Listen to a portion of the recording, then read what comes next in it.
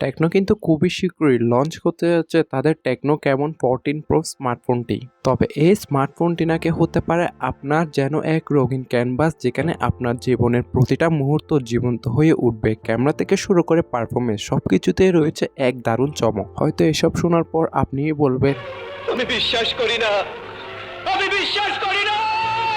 তাহলে চলুন দেরি কিসের, চ্যানেলে নতুন হলে চ্যানেলটি সাবস্ক্রাইব করে ভিডিওতে লাইক দিয়ে ভিডিওটি শুরু করা যাক। আর যদি আমাদের ফেসবুক পেজ থেকে দেখে থাকেন তাহলে অবশ্যই পেজটি ফলো করার আর ভিডিওতে লাইক দিতে ভুলবেন না। অল ওভার আমি বলবো যে টেকনো কিন্তু এখানে তারা যথেষ্ট ইমপ্রুভমেন্ট করেছে, কারণ হাইলাইটেড বিষয় যেমন সনির ক্যামেরা সেট আপ, IP68 এবং 69 এর মতন রেটিং, তার সাথে কার্ভ অ্যামোলেড ডিসপ্লে তো রয়েছেই। তবে লিকস এন্ড রুমার্সের তথ্য অনুযায়ী স্মার্টফোনটির কিন্তু আমরা জাস্ট ওভারভিউ দিয়ে থাকবো, তাই স্মার্টফোনটির সম্পূর্ণ রিভিউ দেখতে হলে stay connected with our channel অথবা ফেসবুক পেজ। ডিজাইনের প্রসঙ্গে বললে প্রথম দেখা বুঝতে পারবেন যে এরা ডিজাইনেও কিন্তু পরিবর্তন নিয়ে এসেছে, কারণ তারা প্রিভিয়াসলি যে রাউন্ড সার্কেলটা দিত সেটার থেকে সরে কিন্তু তার বর্তমানে ভার্টিক্যাল শেপে চলে এসেছে। আর ক্যামেরার পাশে কিন্তু প্লেসমেন্ট করেছে তাদের LED flash light with briefing light, যেটা মূলত আপনার কল বলুন, টাইমার বলুন, নোটিফিকেশন বলুন অথবা ভিডিওগ্রাফির ক্ষেত্রে কিন্তু লাইটটা জ্বলতে থাকবে। তবে সীমাবদ্ধ এখানে এনার ডিজাইন ল্যাঙ্গুয়েজকে আরো শক্তপোক্ত করার জন্য এতে IP68 এবং 69 এর কিন্তু রেটিং দেওয়া হয়েছে, যার জন্য 2 মিটার নিচে পানিতেও কিন্তু স্মার্টফোনটি 30 মিনিট পর্যন্ত নিরাপদ থাকবে। তবে এসব করার সালা আমি আপনাকে দিব না। যার ফোনটা আসলেই দেখতে পাবো 120 হার্জ রিফ্রেশ রেট যুক্ত ফুল এইচডি প্লাস রেজুলেশনের একটি অ্যামোলেড ডিসপ্লে, যার ডিসপ্লে সাইজ হচ্ছে গিয়ে আপনার 6.78 ইঞ্চি মাপের। তবে কার্ভ অ্যামোলেড ডিসপ্লে হওয়ায় যে কোনো কন্টেন্ট ওয়াচিং এর সময় খুবই সুন্দরভাবে ফুটে উঠবে, যেখানে চিহ্ন এবং বেজেলের পরিমাণ খুবই সামান্য কিংবা ন্যারো টাইপেরই করা হয়েছে।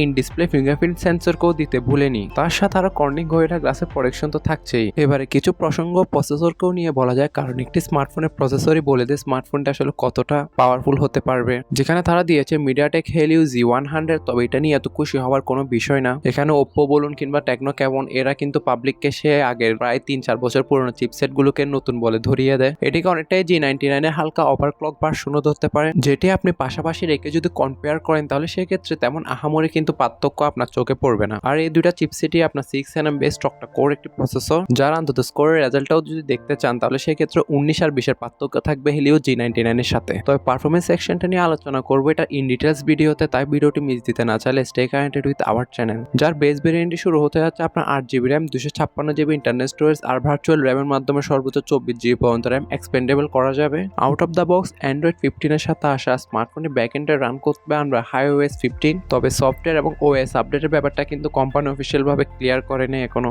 যার ব্যাকে আসলে দেখতে পারবো এর রিয়ারে ট্রিপল ক্যামেরা সেটআপ, যার প্রাইমারি সেন্সরটি সনির LYT 700C আর 50 মেগাপিক্সেলের মেন ওয়াইড সেন্সর, যেখানে আপনার OIS এর সাপোর্টও কিন্তু দেওয়া হয়েছে। তার সাথে সঙ্গ দেওয়ার জন্য 8 মেগাপিক্সেলের একটি আলট্রা ওয়াইড এবং 2 মেগাপিক্সেলের একটি ডেপথ ক্যামেরা বা জুতার বাড়িও বলতে পারেন এটিকে। তবে হ্যাঁ, ফ্রন্ট ফেসিং সেলফি ক্যামেরা হিসেবেও তারা দিয়েছে 50 মেগাপিক্সেলের একটি selfie camera. All over camera setup নিয়ে বললে আপনি বন্ধুদের সাথে ঘুরতে যান কিংবা সবুজ প্রকৃতির প্রেমে পড়ুন, সবকিছুই কিন্তু এই স্মার্টফোনটির ক্যামেরা ফ্রেম বন্দি করবে নিখুঁতভাবে। ব্যাটারি সেকশনে এসে এখানে 5200 mAh এর একটি ব্যাটারি দিয়েছে, যেটা আহামরি খুব একটা বড় বলবে না, স্ট্যান্ডার্ড লেভেলই বলবো, কারণ অন্যান্য স্মার্টফোন যেখানে 6000 6500 mAh এর ব্যাটারি নিয়ে আসছে, যেটি আপনার 45 ওয়াটের ফাস্ট চার্জিংকেও সাপোর্ট করে থাকে। তার সাথে থাকছে ডলবি অ্যাটমস এবং ডিউয়াল স্টোরেজ স্পিকার সো এজেন্সিয়াল কিছু সেন্সর। তবে প্রাইসিং সম্পর্কে আহামরি আমি কিছু বলতে পারছি না, কারণ এটি সম্পর্কে এখন অফিসিয়াল ভাবে কোনো তথ্য আমরা পাই নাই। যদি পেয়ে থাকি তাও অবশ্যই ইন ডিটেলস ভিডিওতে আলোচনা হবে, আর এখানে পিন কমেন্টে অবশ্যই আমি দিয়ে দিব। আর আপনারাও জেনে থাকলে মিন্স কোন প্রাইস পয়েন্টে স্মার্টফোনটি লঞ্চ হলে বেটার হবে তাও আমাকে কমেন্টে জানাতে ভুলবেন না।